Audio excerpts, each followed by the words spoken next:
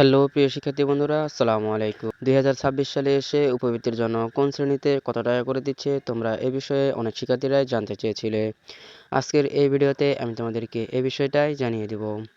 তো বন্ধুরা, 2026 সালে এসে উপবৃত্তির জন্য প্রথম শ্রেণী থেকে অনার্স পর্যন্ত তোমাদেরকে কোন শিক্ষার্থীকে কত টাকা করে দিবে, আজকের এই ভিডিওতে আমি তোমাদেরকে এই ডিটেলস তথ্যটা একদম ক্লিয়ারভাবে জানিয়ে দেব। এই জন্য বন্ধুরা, তোমরা কেউ ভিডিওটাকে 1 সেকেন্ড স্কিপ করবে না, তোমরা সবাই মনোযোগ দিয়ে এই ভিডিওটাকে দেখতে থাকো। আর বন্ধুরা, তোমরা যারা এখনও আমার এই চ্যানেলটিকে সাবস্ক্রাইব করো নাই, তোমরা আমার এই চ্যানেলটিকে সাবস্ক্রাইব করে রাখো এবং নিচের বেল বাটনটি অন করে রাখো, কারণ শিক্ষা সংক্রান্ত যে কোনো তথ্য সবার আগে আমি আমার এই চ্যানেলের মাধ্যমে তোমাদেরকে দিয়ে থাকি। তো চলো বন্ধুরা, বেশি কথা না বলি, আজকের এই ভিডিওর মূল টপিকটা শুরু করা যাক। তো 2026 সালে এসে প্রথম শ্রেণী থেকে অনার্স পর্যন্ত উপবৃত্তির জন্য কোন শিক্ষার্থীকে কত টাকা করে দেওয়া হয় এই বিষয়টা জেনে নেওয়া যাক। তো বন্ধুরা, উপবৃত্তির টাকা কিন্তু খুব শীঘ্রই কিন্তু শিক্ষা বোর্ড থেকে দেওয়া শুরু করে দেবে, এ বিষয়ে তোমাদের কোনো টেনশন করার দরকার নেই। এরপর হচ্ছে কোন শ্রেণীর শিক্ষার্থীরা কত টাকা করে উপবৃত্তির টাকা পাবে।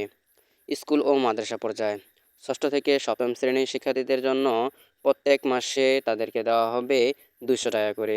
6 মাসে পাবে 1200 টাকা এবং 1 বছরের তারা পাবে 2400 টাকা। এরপর অষ্টম শ্রেণীর শিক্ষার্থীদের জন্য অষ্টম শ্রেণীর শিক্ষার্থীরা প্রত্যেক মাসে 250 টাকা করে পাবে, অর্থাৎ 1 বছরে তারা 3000 টাকা পাবে। এরপর নবম ও দশম শ্রেণীর শিক্ষার্থীদের জন্য নবম এবং দশম শ্রেণীর শিক্ষার্থীরা প্রত্যেক মাসে উপবৃত্তি টাকা হবে 300 টাকা করে, অর্থাৎ তারা 1 বছরে 3600 টাকা উপবৃত্তি টাকা পাবে।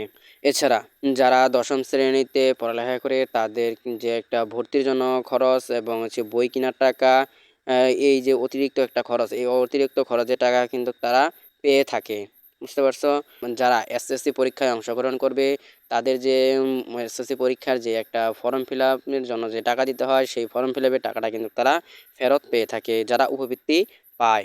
এরপর হচ্ছে কলেজ ও আলিম, যারা মাদ্রাসায় একাদশ শ্রেণীতে দ্বাদশ শ্রেণীতে পড়ালেখা করে তাদের জন্য, একাদশ শ্রেণীতে যারা বিজ্ঞান বিভাগ নিয়ে পড়ালেখা করে তাদের জন্য প্রত্যেক মাসে উপবৃত্তির জন্য বরাদ্দ থাকে 400 টাকা করে, অর্থাৎ তারা 1 বছরে টাকা পাবে টোটাল কত টাকা, 1 বছরে তারা টোটাল 4800 টাকা পাবে এবং তাদেরকে যে বই কিনতে হয় সেই বই ক্রয় বাবদ তাদেরকে আরও এক্সট্রাভাবে 1500 টাকা কিন্তু উপবৃত্তির টাকার সাথে অ্যাড করে দেওয়া হয়, অর্থাৎ তারা কিন্তু সর্বমোট 1 বছরে টাকা পাবে 6300 টাকা কিন্তু তারা উপবৃত্তির টাকা পাবে 1 বছরে টোটাল। এরপর একাদশ শ্রেণীতে যারা মানবিক বিভাগ এবং ব্যবসা বিভাগে পড়ালেখা করে তাদেরকেও কিন্তু সেম একইভাবে 400 টাকা হারে উপবৃত্তির টাকা দেওয়া হবে, অর্থাৎ 1 বছরে তারা টাকা পাবে 4800 টাকা এবং তাদের জন্য কিন্তু এক্সট্রা যে একটা বই কিনা বাবদ যে খরচ, সেই খরচ বাবদ তাদেরকে 1000 টাকা দেওয়া হবে, অর্থাৎ তাদের যে সর্বমোট যে 1 বছরে তারা যে টাকাটা পাবে সেটা হচ্ছে 5800 টাকা। এরপর যারা দ্বাদশ শ্রেণীতে পড়ালেখা করবে তাদের জন্য কিন্তু একই সুযোগ সুবিধা থাকবে, যে একাদশ শ্রেণীতে যে শিক্ষার্থীরা উপবৃত্তির টাকা পেত তারা কিন্তু দ্বাদশ শ্রেণীতে গিয়েও কিন্তু সেই একই উপবৃত্তির টাকা কিন্তু পাবে। এখানে কিন্তু তাদেরকে সেই উপবৃত্তির টাকা থেকে সরিয়ে দেওয়া হবে না, তারা কিন্তু সেই উপবৃত্তির টাকা পাবে। এখানে উপবৃত্তির টাকা কিন্তু 2টা কিস্তিতে দেওয়া হয়। বুঝতে পারছো? প্রত্যেক বছরে কিন্তু উপবৃত্তির টাকা 2 কিস্তিতে দেওয়া হয়, একটা হচ্ছে বছরের শুরুতে, একটা হচ্ছে বছরের মাঝামাঝি, অর্থাৎ 6 মাস পর পর কিন্তু উপবৃত্তির টাকা দেওয়া হয়ে থাকে। বুঝতে পারছো? এরপর হচ্ছে মূল যে বিষয়টা, যারা ষষ্ঠ শ্রেণীতে উপবৃত্তির জন্য নাম লিখিয়েছে তাদের উপবৃত্তি কিন্তু দশম শ্রেণী পর্যন্ত পাবে।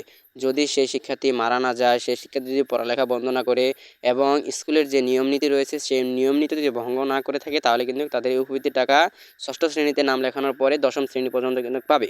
অনুরূপ হচ্ছে যারা একাদশ শ্রেণীতে উপবৃত্তির জন্য নাম লেখাবে তাদের কিন্তু দ্বাদশ শ্রেণীতে উপবৃত্তি পাবে। এরপর হচ্ছে যারা অনার্সে ফার্স্ট ইয়ারে উপবৃত্তির জন্য নাম লেখাবে এবং অনার্স ফাইনাল ইয়ার পর্যন্ত কিন্তু তারা সেই উপবৃত্তিটা কিন্তু পেতে থাকবে। বুঝতে পারছো?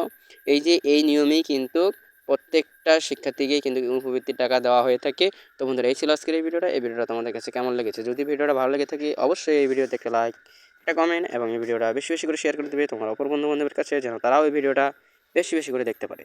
তো বন্ধুরা, দেখা হবে পরবর্তী কোনো ইনফরমেটিভ ভিডিওতে। আল্লাহ হাফেজ।